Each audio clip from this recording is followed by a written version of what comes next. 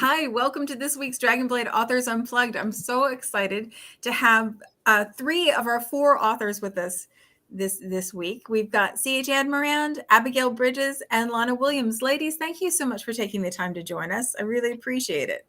My pleasure. Okay, so we have December has a week full of releases this week. So we actually had two releases on Wednesday. Abigail released a Lion's Den book, and Lana released a Duke's Lost Treasure book. So, Lana, could you tell us about your book? It's If Not for the Duke, which I think the cover of this one. Oh, that green cover is just gorgeous. Isn't it pretty? It's so it really is. Yes, like it looks painting. Christmassy, but it's not a Christmas book, unfortunately. But so, If Not for the Duke is the third book in the Duke's Lost Treasure series, and this is a series that is features three sisters whose father died in a tragic treasure hunting accident on Oak Island. And I came up with the idea when I was watching The Curse of Oak Island on the History Channel. I don't know if anyone else enjoys that show, but they do a lot of digging and find very little, but they offer a lot of tidbits, a lot of historical tidbits and interesting things that come up. And so I thoroughly enjoy that because, anything about history, I'm all for it. And the idea came when I was listening to them talk about a previous family whose both the father and the son died, and while the mom and the other brother were on the island with them. And I just thought that would be so horrible. And so that's kind of where the idea came from. So Lena is the youngest sister, and she has actually the gift of second sight. So she has some premonitions at times, but it's so frustrating for her because it's not predictable and she can't call it on will. And so it causes her all sorts of problems, and she feels it's very unreliable. But if that gift brings her into contact with Sterling, who she secretly calls his grumpiness because he's so grumpy, a grumpy Duke. And he is a very suspicious sort of person and trusts no one, and has had several experiences where people have used his sister to get to him. And so when Lena comes upon his sister and they develop sort of this friendship, he's immediately suspicious. So things and of course she has a secret. So, it's just terrible. Sounds great. I love Grumpy Sunshine. That's one of my favorite tropes. Because they're always so squishy when they soften, Right? They're always it's just so much better when they actually soften. So. Right. Well, and I hope he comes across as, he's very probably overly protective of his sister, but I think that's a sweet thing to be. And, and he doesn't, he's just had some bad experiences, and his father certainly didn't help. So, I think it's understandable why he is the way he is, but she turns him around. So love that. Love that so much. And that's the last book in that series? That is. There were three sisters, so this is the third sister. And so if people haven't read the first two, they're all standalone romances, of course, but most readers prefer to read the books in order. So this is the third one. So now you can binge to your heart's content. Wonderful. Well, it sounds like so much fun. And like I said, that is one of my favorite tropes. So I love me a good grump. Right. So Abigail, you had a Lion's Den book released this week, actually on Wednesday as well. It's Into the Lion of Fire. Can you tell us a little bit about that one? Yeah, I didn't know if that title would fly, but apparently it did. It's a good title. It's a really good title. Again, I have a grumpy Duke. I love grumps. You're right. When they finally give in, they're so wonderfully squishy, tempted to be a cinnamon roll.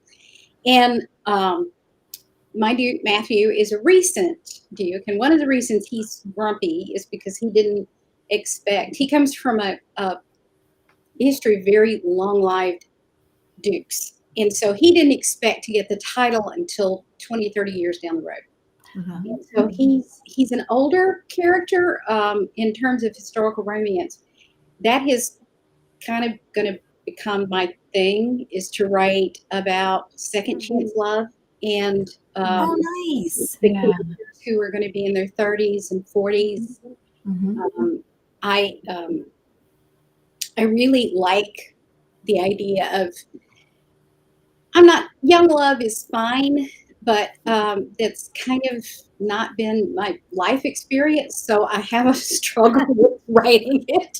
And so I'm much more about the older, sort of wiser characters. And so Into the Line of Fire, both of my main characters are a bit grumpy.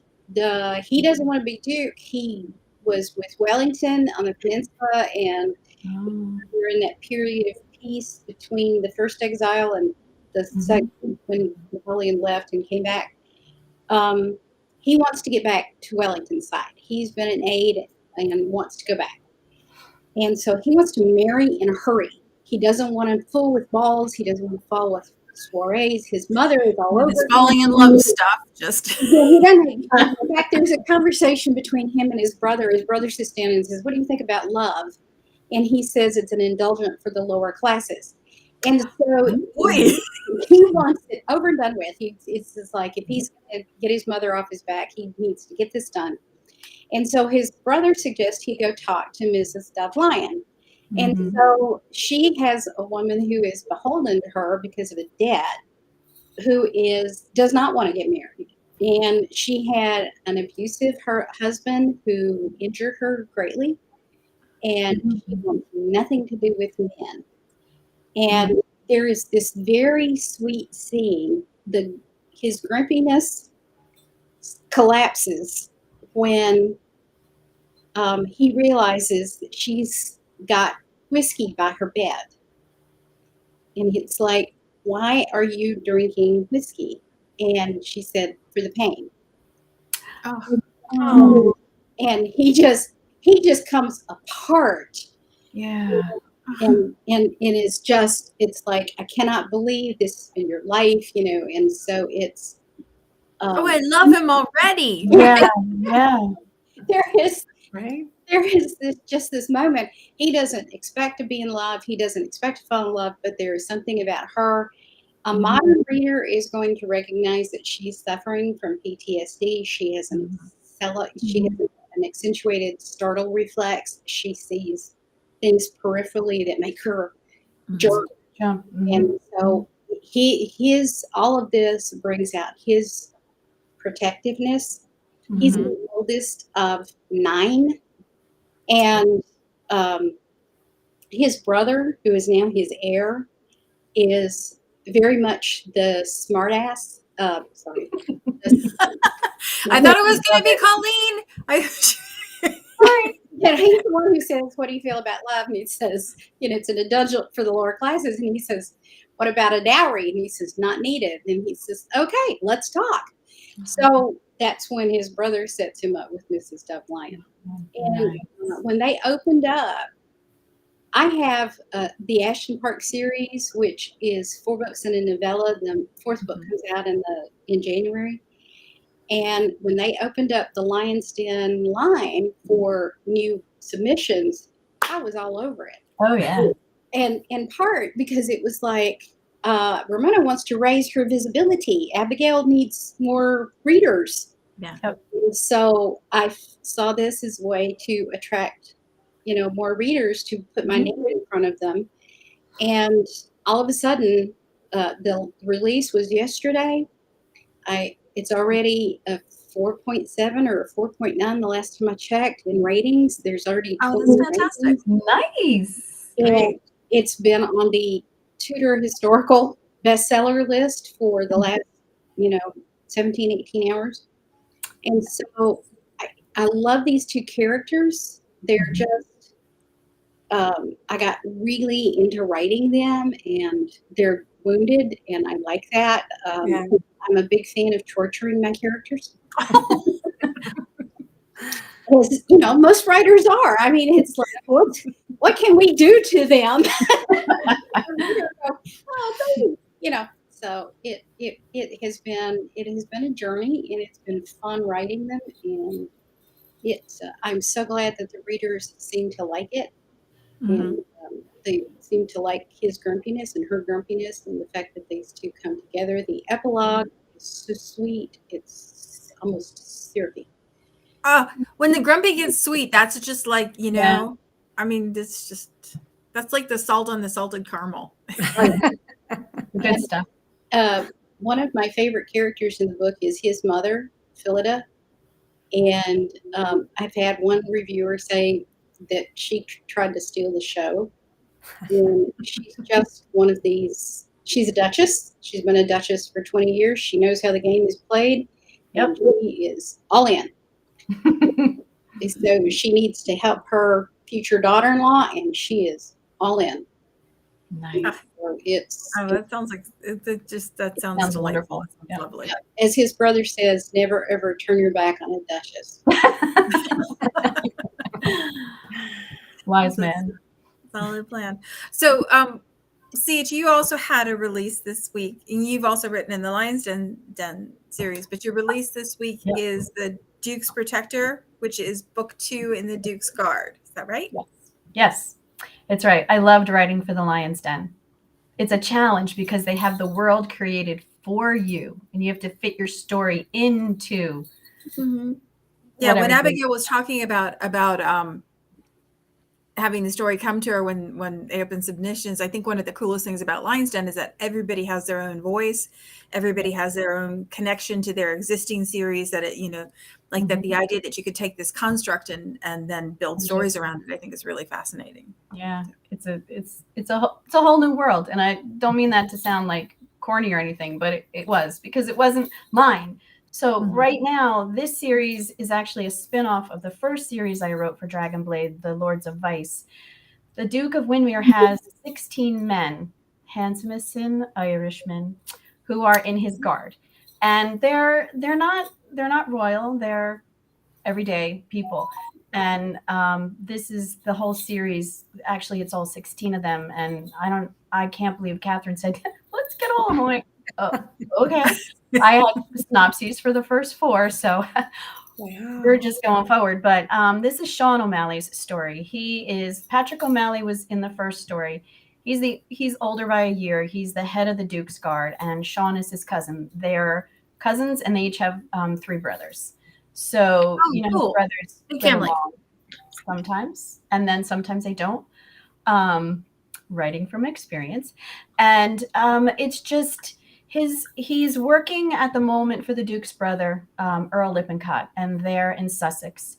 And they get word that things are happening. There's always somebody who's out to destroy the Duke of Windermere.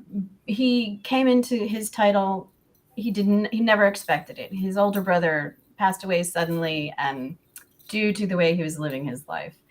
And he's now the Duke, and it just seems like one problem after another. He doesn't want to have to deal with any of this. Expletive. I was just about to say one. Didn't want to. It wasn't as nice as yours, Abigail. We gotta not do that, guys. I know. So, but anyway, so Sean goes off to London, and he's investigating the situation, and he meets one of the modistes' seamstresses. The modiste shop has been broken into, but only Lady Aurelia's gowns have been totally destroyed. They were hanging in the front because they were going to be leaving that following morning. And so it's like just another message, aside from the bets that are placed in White's betting book, mentioning and questioning Aurelia's reputation. That word it was there and then it was gone. So I didn't even know that was a thing. Question. Placed bets on that? Yes. Really? And say other things like, oh yes, they're married, they're expecting, but it's going to be a 7-month baby. That kind of thing, So yay. It's like our social media, but written down. Where people unfortunately say crummy things sometimes about people. But yeah, it's life. But anyway, so he meets this seamstress and falls head over. He's interested, and he does come to her rescue, but she's trying to rescue herself. So my heroines are kind of feisty. So it's hard.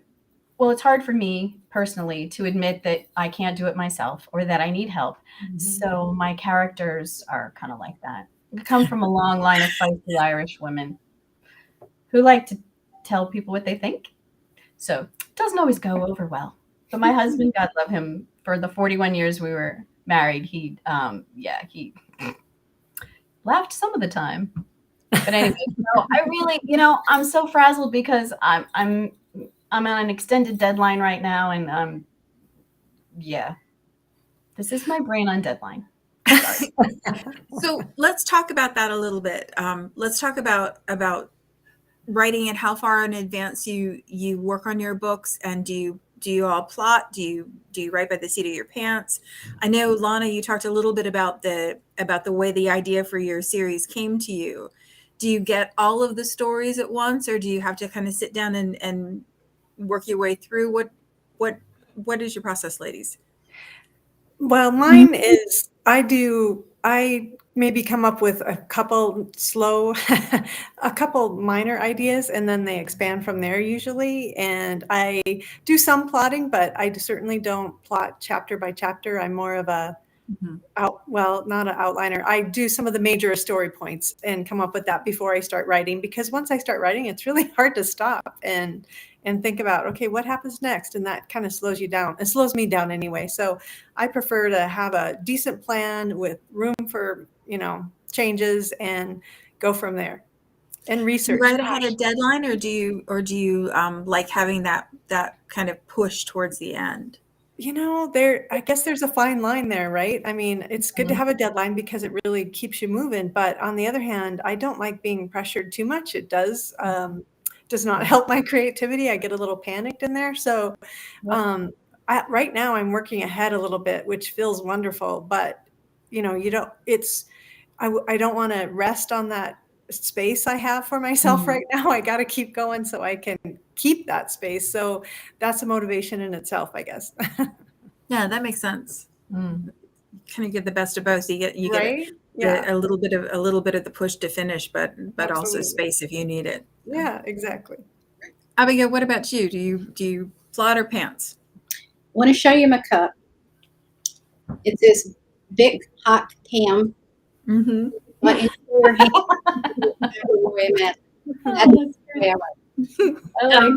this is from an old group back in the 90s. Was called Book in a Week, and they did little swag, which I snagged onto. I'm kind of like Lana in that I've learned that when you do a proposal for a series, a lot of times the publisher will want outlines, synopsis for the entire series. And so I learned to go ahead and do that if I'm going to propose a series. And but I've also found most publishers understand that these things change. Right. The fourth book in the Ashton Park series, I had to get an extended deadline on because I was kind of burnt out. It occurred to me last night. I'm sitting here going, why am I so tired? And it hit me that I've published 7 books in the last 14 months. Wow. Oh, that's a lot. And it's kind of blown my mind. And that explains the reason that the last 2, the Lion's Den novella and also the 4th book in the Ashton Park series, I had to get extended deadlines on because my brain was just fried.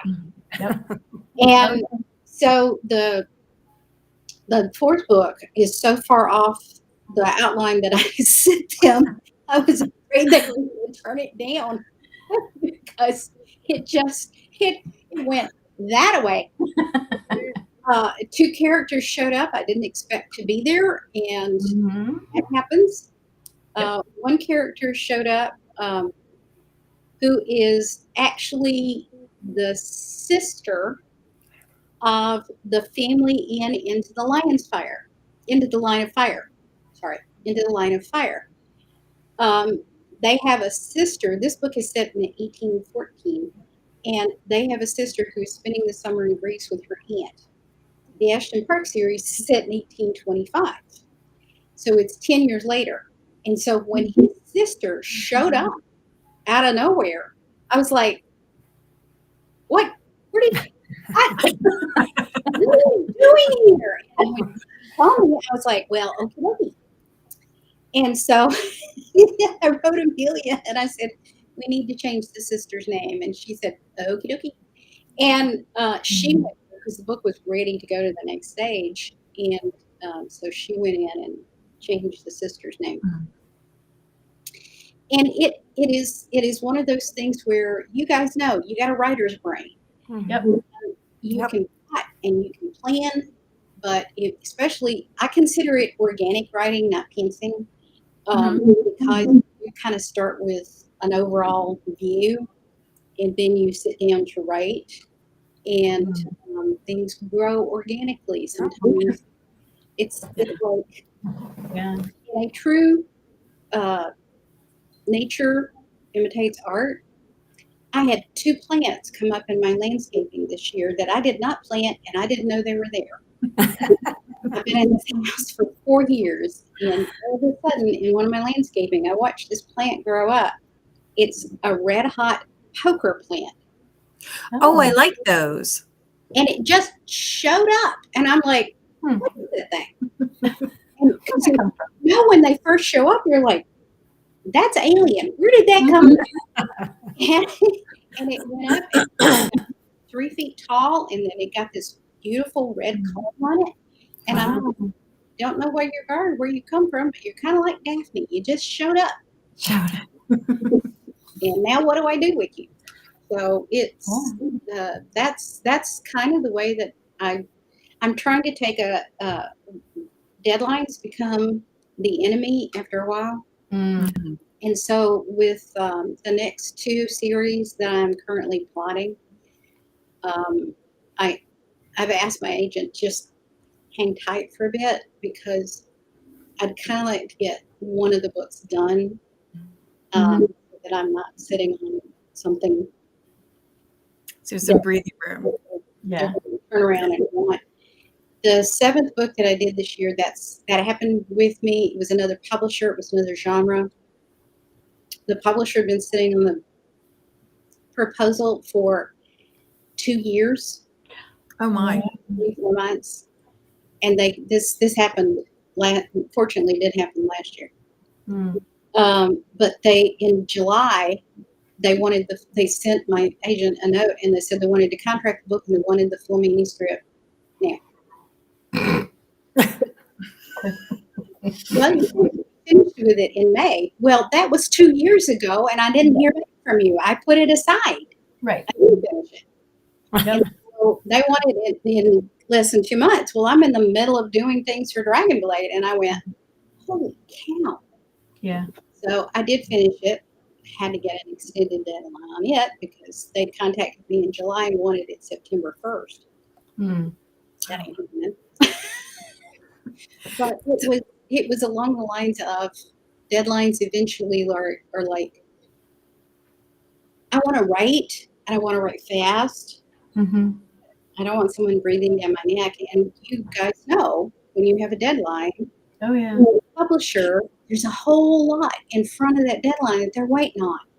They have editors lined up. They have copy editors lined up. They have a timeline. Yep. And so the minute you start missing a deadline, you're messing up everything in front of it. Yeah. And I hate that. And I was working for a publisher. I hated it. But as an editor, I learned to put in probably 2 months of cushion for some of my writers because I knew. Buffer space. Yeah. So, Colleen, you're on deadline right this very minute. An extended one, because for some reason I thought the Lion's Den book is supposed to be shorter than the ones I normally write because they have a certain number of word count, and I thought, I'll just write that one. Right. Yeah. And I figured I'd just write that one first. And I think I told you yesterday that I was 8 chapters in, and the hero said, "You've got the wrong heroine. Change it." And I'm like, "No, wait, no." And I'm reading. I'm like, "Oh my God, I do." So I'm like, "Oh." I called my critique partner, my good writer friend, my author friend, Tara Nina, and I said, I don't know what to do. She goes, "Send it to me. I'll read it." And she's reading it. She goes, "Oh yeah, you have the wrong heroine." I'm like, so I was like, I know. It's her sister. Her sister is actually the heroine. And I'm like, I got this. I got this. So I turned that in ahead of time, but now I'm behind on the other. But the good thing is because of how things are working right now with my editor, I don't think he has started reading book 3, which I turned in August. So I'm writing book 4. So you got a little buffer. Well, I hope so, but I don't know. But so I'm going to be, after this is over, I'm going to be writing Finn O'Malley's story. But yeah, it's deadlines. Exactly what you were saying, Abigail. I do worry about the production schedule because it's just there's just so many people involved, and I don't want them to say, oh well, it was Colleen's fault.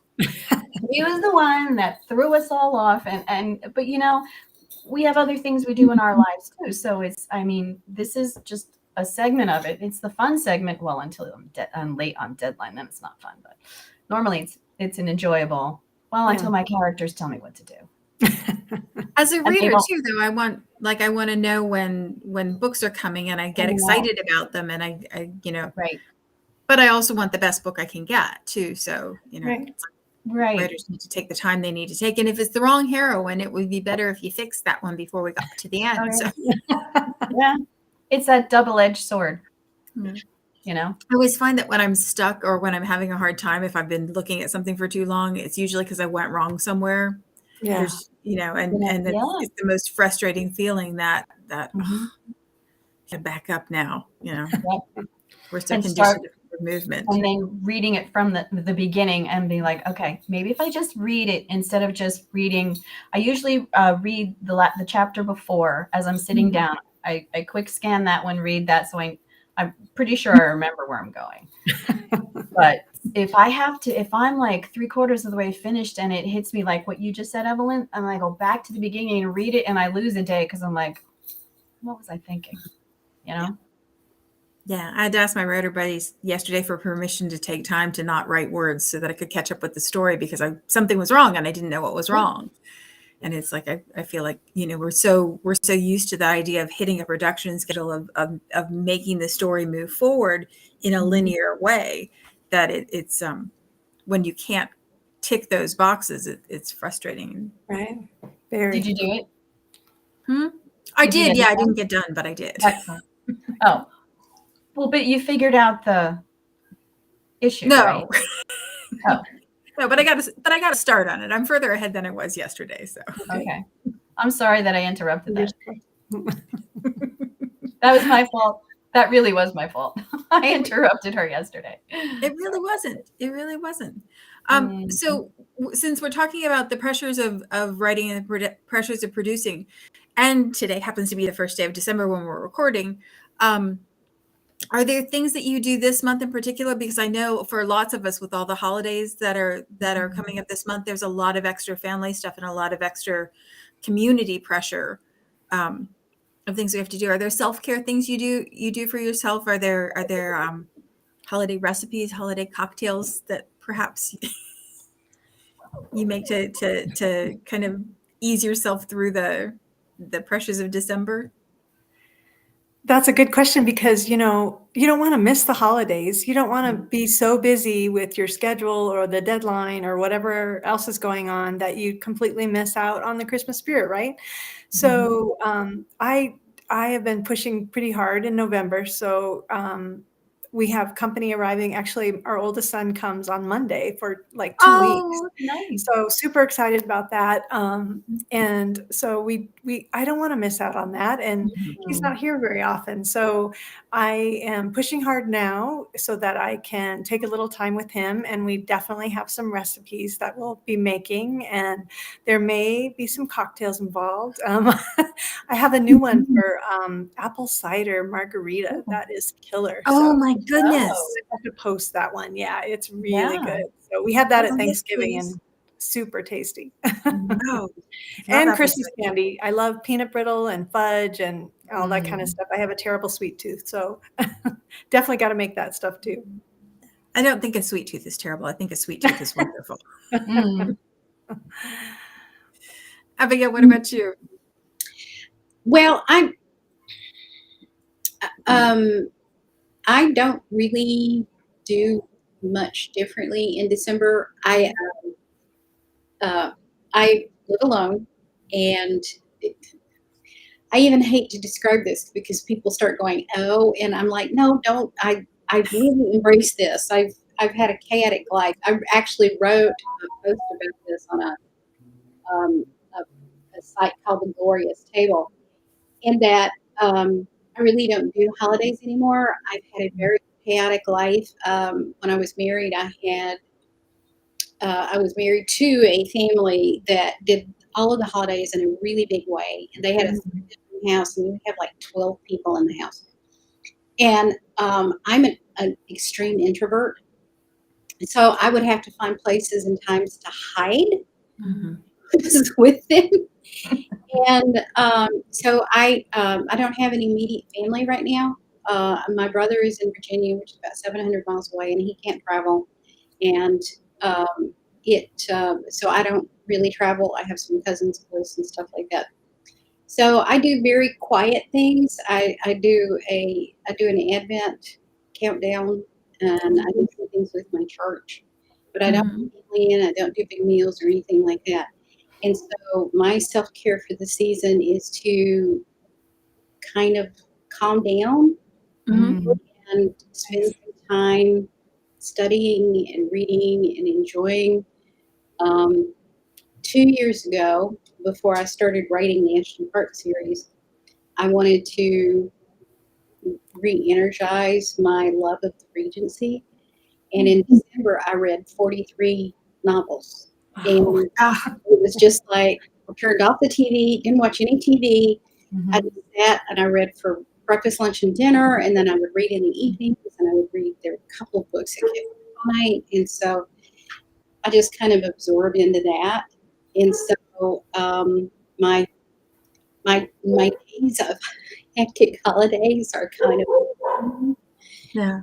and so I really just enjoy the quiet, and I re-energizes that writer brain that's fried.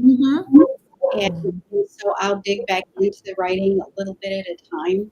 And so I'm working on a ghost writing project right now, which is a very different skill set. And I'll sit with the interviews or whatever and just do some piecemeal stuff. But it's my celebrations are scaling down and kind of hibernating and enjoying. I'm a winter girl. I love fall. Hibernating is the perfect word for that. You know, that idea of that kind of introspection and turning in on yourself and finding the quiet, reflective time to draw the year to a close. I think that's really important. Yeah. And for those of us who are into the old spiritual ways as well, this is the time of year that you did that. You shut everything down, and you kind of went into a period where the world was a lot darker, but it's a time of solace and reflection. And that makes perfect sense. Getting ready for the rebirth in spring. Yep, that makes perfect sense. So what about you, Colleen? What do you do for the holidays? It's been quiet for the last 2 years since I lost my husband, but this year is, we call it the McGoldrick's turn. Our daughter and son-in-law and our 2 grandsons will be over on Christmas Day. So it could get a little loud. But I didn't even, it was a struggle for me to make cookies last year, because I would usually start like the 11th of December and make Christmas cookies and stollen and fudge and, you know, all these really things I really don't need to eat because I really should be watching when I'm eating, but the heck with that. But if it wasn't for my grandsons coming over and saying, you know, girl, why aren't you making the cookies? I'm like, well, you know, I'm not kind of, and they're like, girl, I'm like, okay. So I got out my, you know, marble rolling pin and everything. And because of them, I was able to start cooking again. Because I used to be that was my stress relief. Yeah. I lost my dad 23 years ago. I had 3 pies, 5 batches of cookies, and some fudge. because I was just like, I can't deal with this. So I have the supplies. So I just like went to town, and it was funny, but I couldn't do that with my husband. So I had no, stress relief. But so this year is going to be a little better than last year. So Good. And I know he's, our warrior guardian angel. So he kicks butt. So don't mess with her. Well, I think that's one of the wonderful things too about I think this whole month, it gives you a chance to look at things a little bit differently than we do the rest of the time. And if you can find joy in whatever little bits and pieces you can, I put up my tree early this year because I just wanted something to feel good about, something easy to feel good about. Yep. And there were people that were making why so early noises, and I was like, well, because if I go down and see the lights when I get my coffee, I feel good about it. Right. So true. You have to like lean into the things that give you those little sparks of joy. Right. Of which today was one of them. Ladies, thank you so much for taking the time to talk to me. I really appreciate it. I always enjoy these chats so much, and I love having a chance to get to know you this way instead of just messaging back and forth about book releases and so I really do appreciate you taking the time. Yes, thank you. Thanks for having us. Yes. So I will pop the links for all the books in the comments for the chat, so you can grab your books if you haven't gotten them yet. Dragonblade books, I'm a broken record about this, are the best on their release, pre-order and release period. And they're always available in Kindle Unlimited too. So it's a really low bar to entry to read something that you've heard about that tickles your fancy. So yep. So we'll do that, and we will be back here next week at the same time. Sounds great. Thanks so much, ladies. Thank you. Bye.